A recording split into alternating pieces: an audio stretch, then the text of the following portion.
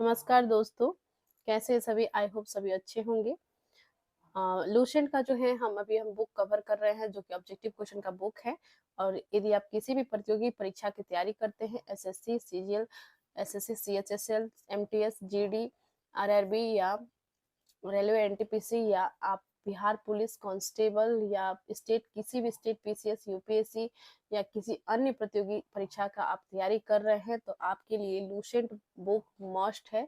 Without Lucent book आप exam crack नहीं कर सकते, क्योंकि ये जो है इसमें जितना प्रश्न है वो जो है बार बार रिपीटेड प्रश्न है, और जो है इसमें प्रश्न ऐड किए गए हैं वो भी बहुत ही इंपॉर्टेंट क्वेश्चंस हैं।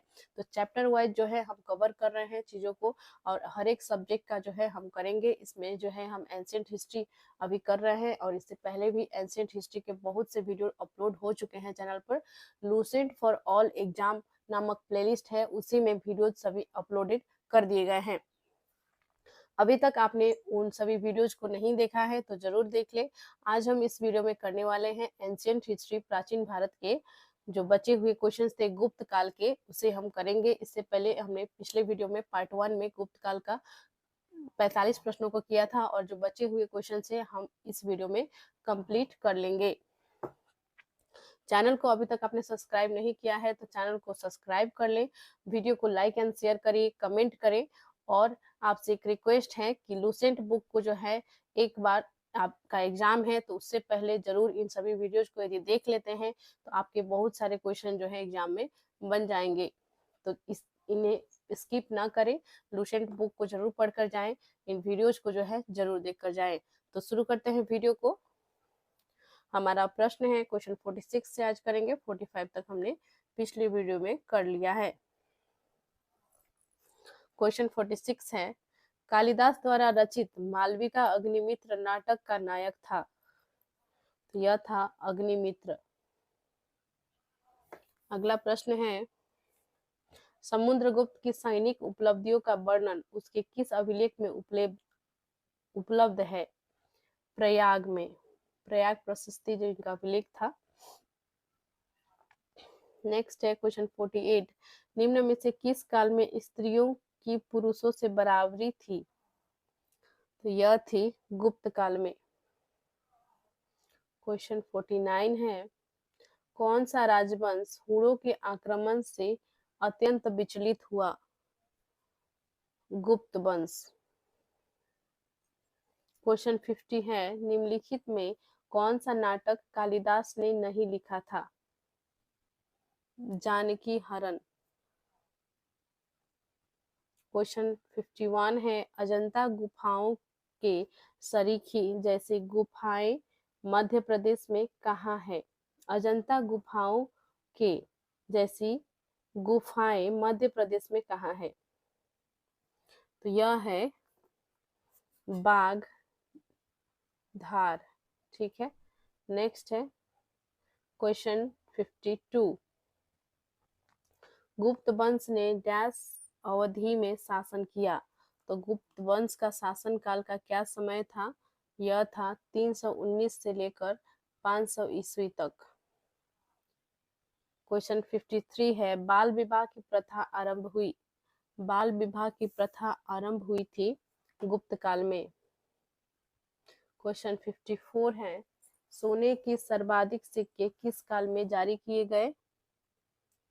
सोने के सर्वाधिक सिक्के गुप्त काल में जारी किए गए। क्वेश्चन 55 है, देखिए ये वन शॉट रिवीजन का वीडियो है। यदि आपका एग्जाम जो है कुछ ही समय बचे हैं आपकी परीक्षा के लिए, और आप इन वीडियोज को देख कर यदि जाते हैं तो बहुत ही आपके लिए ये हेल्प करेगा। इसीलिए इस तरह का वीडियोज हम बना रहे हैं, और इसके बाद जो है हम एक्सप्लेनेशन वाले वीडियोज भी आपके लिए अवेलेबल कर देंगे, जिसमें जो है हम एक एक प्रश्न को एक्सप्लेन करते हुए, समझाते हुए जो है आपको पढ़ाएंगे, और इस तरह उस तरह के वीडियो जो है आपके लिए अवेलेबल कर दिए जाएंगे। तो देखते हैं आगे। क्वेश्चन 55 है, यूरोपीय भाषा में अनुवादित प्रथम भारतीय ग्रंथ कौन सा है? तो अभिज्ञान शाकुंतलम। यह जो है यूरोपीय भाषा में अनुवादित प्रथम भारतीय ग्रंथ है। नेक्स्ट है क्वेश्चन 56, सती प्रथा का पहला उल्लेख कहाँ से मिलता है? एरन अभिलेख से। क्वेश्चन 57 है, गुप्त वंश के निम्नलिखित शासकों को क्रम से लगाइए। तो देखिए इन्हें जो है गुप्त वंश के जो शासक दिए गए हैं, 5 शासक दिए गए हैं, इन्हें आपको क्रम से लगानी है। तो सबसे पहले जो थे वो थे चंद्रगुप्त प्रथम, उसके पश्चात जो है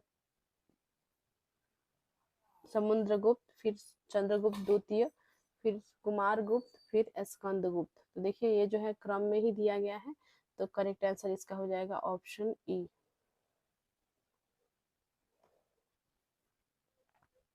क्वेश्चन 58 है, गुप्तकालीन सिक्कों का सबसे बड़ा ढेर कहाँ से प्राप्त हुआ है? तो यह प्राप्त हुआ है बयाना, भरतपुर। क्वेश्चन 59 है, किस गुप्त शासक को नालंदा विश्वविद्यालय का संस्थापक माना जाता है? नालंदा विश्वविद्यालय का संस्थापक माना जाता है कुमारगुप्त को। ऑप्शन फर्स्ट करेक्ट हो जाएगा। नेक्स्ट देखते हैं क्वेश्चन 60, प्राचीन भारत में सामंती व्यवस्था, फ्यूडल सिस्टम का अभ्युदय सैनिक अभियानों में देखा जा सकता है। देखिए कथन और कारण इसमें दिए गए हैं, और जो है आपको देखना है जो कारण है कथन का व्याख्या करता है या नहीं करता है। तो देख लेते हैं। कथन है कि प्राचीन भारत में सामंती व्यवस्था, फ्यूडल सिस्टम का अभ्युदय सैनिक अभियानों में देखा जा सकता है, करेक्ट है। और कारण देखिए, गुप्त काल में सामंती व्यवस्था का पर्याप्त विस्तार हुआ था। तो देखिए दोनों जो है सही दिया गया है, लेकिन जो कारण है वो कथन का सही व्याख्या नहीं कर रहा है। इसमें करेक्ट आंसर हो जाएगा इसमें ऑप्शन बी। ए और आर दोनों सही है, किंतु आर ए का सही व्याख्या नहीं करता है। अगला प्रश्न देखते हैं क्वेश्चन 61, गुप्त काल में उत्तर भारतीय व्यापार निम्नलिखित किस एक पतन से संचालित होता था? यानी कि किस बंदरगाह या पतन से संचालित होता था? तो यह होता था ताम्रलिप्ति से। करेक्ट आंसर ऑप्शन ए हो जाएगा। क्वेश्चन 62 है, गुप्त शासकों द्वारा जारी किए गए चांदी के सिक्के कहलाते थे? तो यह रूपक कहलाते थे। क्वेश्चन 63 पे आते हैं।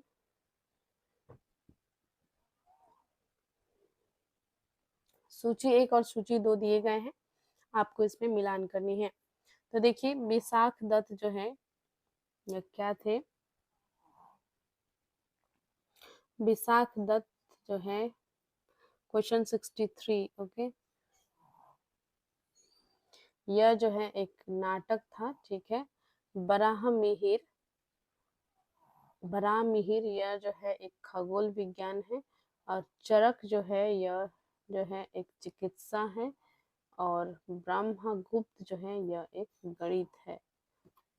करेक्ट आंसर जो होगा इसमें ऑप्शन सी हो जाएगा। आप मिलान कर लेंगे, ठीक है। करेक्ट आंसर ऑप्शन सी है। नेक्स्ट क्वेश्चन की ओर बढ़ते हैं, क्वेश्चन नंबर 64, चंद्रगुप्त द्वितीय के काल में विद्या, कला व साहित्य का महान केंद्र कौन सा था?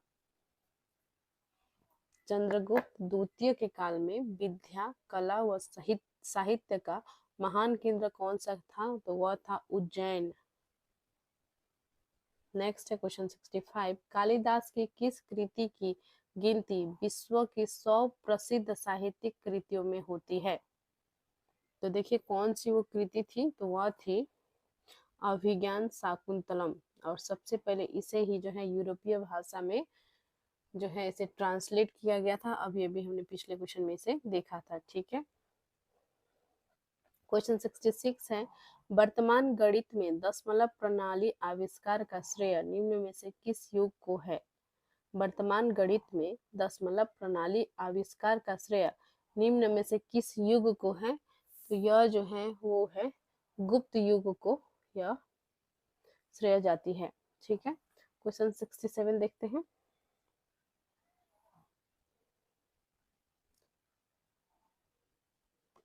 निम्न में से कौन सा गुप्त वंश के पतन का कारण नहीं था? यह था सत्ता के नियंत्रक के लिए आंतरिक कलह। क्वेश्चन 68, निम्नलिखित में किस गुप्त शासक ने अपने सिक्कों पर अपने को बीड़ा बजाते हुए आकृति में अंकित करवाया है? तो वह थे समुद्रगुप्त। क्वेश्चन 69 है, वह प्रथम भारतीय विद्वान कौन था जिसने गणित को एक पृथक विषय के रूप में स्थापित किया?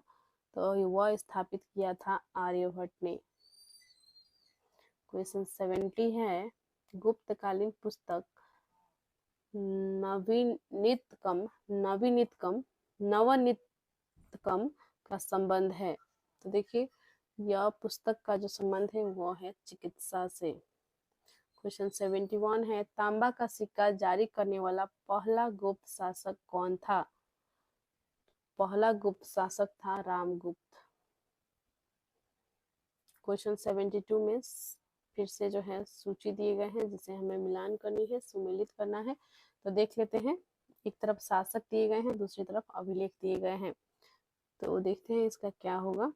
तो समुद्रगुप्त का जो है प्रयाग प्रशस्ति अभिलेख थी, चंद्रगुप्त का जो है मेहरौली लौह स्तंभ लेख, और चंद्रगुप्त द्वितीय का स्कंदगुप्त का भीतरी स्तंभ लेख, और बुद्धगुप्त का पहाड़पुर ताम्रपात्र। तो करेक्ट आंसर इसमें ऑप्शन ए हो जाएगा। अगला है क्वेश्चन 73 में उसी टाइप का क्वेश्चन दिया गया है सुमेलित करने के लिए। सूची 1 में मुद्रा के प्रकार है, सूची 2 में जो है शासक दिए गए हैं। ठीक है, तो इसे भी हम मैच कर लेते हैं। तो देखिए, कुमार देवी प्रकार जो है ये चंद्रगुप्त प्रथम होगा, बीना वादन प्रकार समुद्रगुप्त, यानी कि ये जो है मुद्रा में जो है जैसे समुद्रगुप्त का बीना वादन प्रकार कहा गया है, तो इसमें जो है उन्होंने जो है अपने बीना बजाते हुए जो है उसमें फोटो अंकित की है मुद्रा में। ठीक है, और चक्र विक्रम प्रकार ये चंद्रगुप्त द्वितीय का सिक्का था, कार्तिकेय प्रकार ये कुमारगुप्त प्रथम का सिक्का था। तो करेक्ट आंसर इसमें जो होगा वो हो जाएगा ऑप्शन ए। नेक्स्ट है क्वेश्चन 74, इसमें भी सुमेलित करने के लिए दिया गया।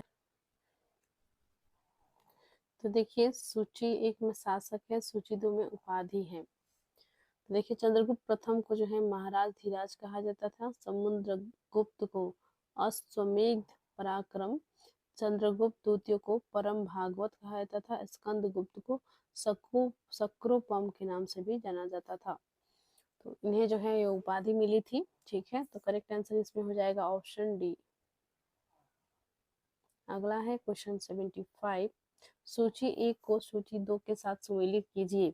सूची 1 में शासक दिए गए हैं और सूची 2 में पत्नियां दिए गए, पत्नी उनकी दिए गए हैं कि उनकी पत्नी थी। ठीक है, तो देख लेते हैं। इसमें जो है चंद्रगुप्त प्रथम की पत्नी कौन थी? तो वह थी कुमार देवी, लिच्छवी वंश की थी। रामगुप्त की पत्नी ध्रुव देवी, समुद्रगुप्त की पत्नी दत्ता देवी, रुद्रसेन द्वितीय की पत्नी प्रभावती गुप्त। तो इसमें करेक्ट आंसर जो होगा ऑप्शन 1 हो जाएगा। नेक्स्ट क्वेश्चन की ओर बढ़ते हैं। क्वेश्चन नंबर 76, किस गुप्त शासक ने दक्षिणा पथ में स्थित 12 राज्यों पर धर्म विजय की? तो यह थे समुद्रगुप्त। क्वेश्चन 77 है, सर्वराजोच्छता सभी राजाओं को उखाड़ फेंकने वाला की उपाधि किसने धारण की? तो यह उपाधि धारण की थी समुद्रगुप्त ने। क्वेश्चन 78 है, किसने अंतिम शक शासक रुद्र सिंह तृतीय को पराजित कर और उसकी हत्या कर शकों का अंतिम रूप से उन्मूलन किया? तो यह किया था चंद्रगुप्त द्वितीय ने। नेक्स्ट है क्वेश्चन 79 में जो है फिर से मिलान करने के लिए दिया गया है। सूची 1 में रचनाकार है, सूची 2 में रचना है। तो देखिए, किसने जो है किसका रचना की है, इसको मिलान करना है। तो देख लेते हैं इसका आंसर क्या होगा। आर्यभट्ट ने जो है आर्यभट्टीय की रचना की थी, धन्वंतरी ने जो है नवनीतकम की रचना की थी, ब्रह्मगुप्त ने ब्रह्म सिद्धांत की रचना की थी, बराहमीर ने जो है पंच सिद्धांतक की रचना की थी। करेक्ट हो जाएगा ऑप्शन ए। नेक्स्ट है क्वेश्चन 80, सुदर्शन झील जिसका निर्माण चंद्रगुप्त मौर्य के सौराष्ट्र प्रांत के गवर्नर पुष्यगुप्त ने करवाया था तथा जिसकी मरम्मत पहली बार शासक रुद्रदमन ने करवाई थी, कि दूसरी बार मरम्मत किसने करवाई? तो इसकी मरम्मत जो है दूसरी बार करवाई थी स्कंदगुप्त ने। करेक्ट आंसर हो जाएगा ऑप्शन बी। क्वेश्चन 81 है, सुमेलित कीजिए। प्रशासकीय विभाजन एक तरफ दिया गया है, एक तरफ प्रशासक दिए गए हैं। ठीक है, इन्हें जो है आपको मिलान करनी है, तो देख लेते हैं। भक्ति प्रांत जो है उपरिक होगा, विषय जिला विषयपति, नगर नगरपति और ग्राम ग्रामिक। ठीक है, यानी जो प्रांत में जो प्रांत के प्रशासक को जो है उपरिक कहा जाता था, और विषय जिला को जो है विषय कहा जाता था, जिसे जो है उसके प्रशासक को विषयपति कहा जाता था। नगर के जो प्रशासक थे उसे नगरपति कहा जाता था। ग्राम के जो प्रशासक थे उसे ग्रामिक कहा जाता था। तो करेक्ट आंसर हो जाएगा ऑप्शन ए।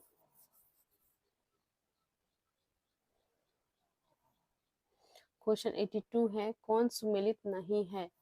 तो इसमें जो है ऑप्शन डी सुमेलित नहीं है, महासौपति गज सेना का अध्यक्ष, ये जो है सुमेलित नहीं है। क्वेश्चन 83 है, सुमेलित कीजिए सूची 1 सूची 2। तो देखिए, एक तरफ भूमि दिए गए हैं और ये जो है कैसा भूमि है ये आपको मैच करनी है। ठीक है, तो इसे कर लेते हैं। क्षेत्र भूमि जो है यह होती है कृषि योग्य भूमि। वास्तु भूमि जो होती है यह होती है निवास योग्य भूमि। अप्रहत भूमि जो होती है यह जंगली भूमि होती है। खील भूमि जो होती है यह कृषि के लिए अनुपयुक्त भूमि होती है, यानी कृषि करने योग्य नहीं होती है। तो करेक्ट आंसर इसमें हो जाएगा ऑप्शन ए। बढ़ते हैं आगे क्वेश्चन 84 की तरफ। ठीक है, कौन सही सुमेलित नहीं है? क्वेश्चन 84 देख लेते हैं, कौन जो है सही सुमेलित नहीं है? तो ये है प्रयाग प्रशस्ति रवि कृति का यह अभिलेख नहीं था, बल्कि ये जो है समुद्रगुप्त गुप्त का अभिलेख था। तो यह जो है सही सुमेलित नहीं है। क्वेश्चन 85 है, कौन सही सुमेलित नहीं है? फिर से सेम टाइप का प्रश्न दिया गया है। तो करेक्ट आंसर हो जाएगा भर्तृहरि मेघदूतम। मेघदूतम जो है ये कालिदास की रचना थी, तो ये गलत हो जाएगा। क्वेश्चन 86 है, देखिए इसमें भी मैच करने के लिए दिया गया है, तो देख लेते हैं इसका क्या होगा। ठीक है, तो देखिए सृष्टि जो है साहूकार को कहा जाता था, सार्थवाह व्यापारी को कहा जाता था, कुलिक जो है शिल्पी कारीगर को कहा जाता था, कायस्थ जो है लेखक को कहा जाता था। तो करेक्ट आंसर इसमें जो होगा ऑप्शन 1 हो जाएगा। अगला है क्वेश्चन 87, मिहिर कुल का संबंध था, मिहिर कुल का संबंध था हुड़ से।